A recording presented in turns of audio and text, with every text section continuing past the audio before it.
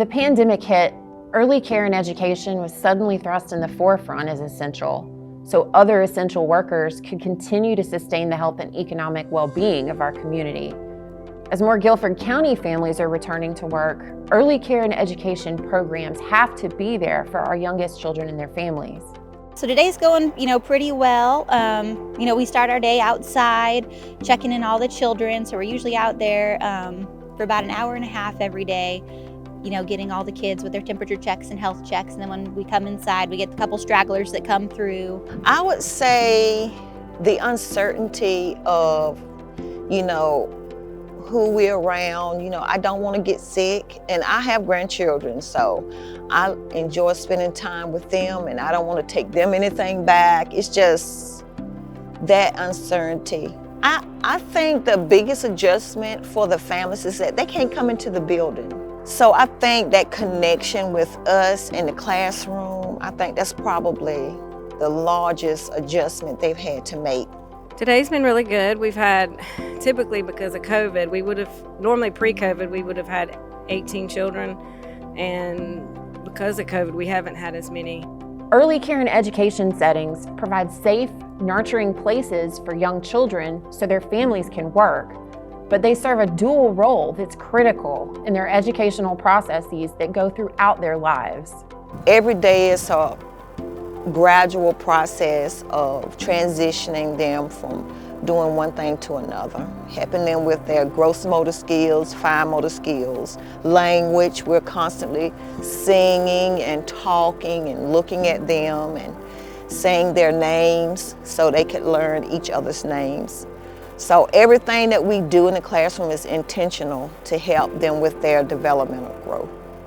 The expectations of teachers are high, but to meet the expectations, teachers have to be financially, emotionally, and physically well.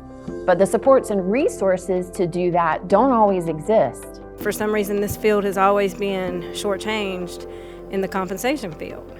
We don't just sit and read books all day. I've had people tell me, oh, you just go to school and read books all day and just play with the kids. That would be so much fun.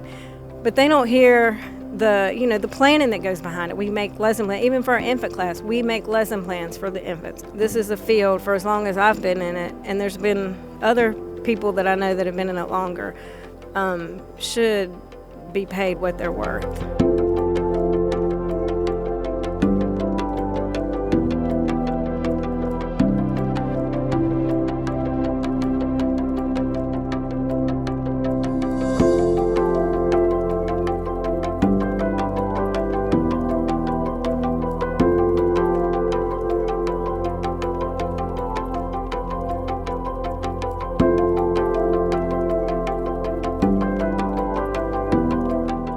Requiring more education for the work ignores the systemic barriers that exist within higher education for people of color.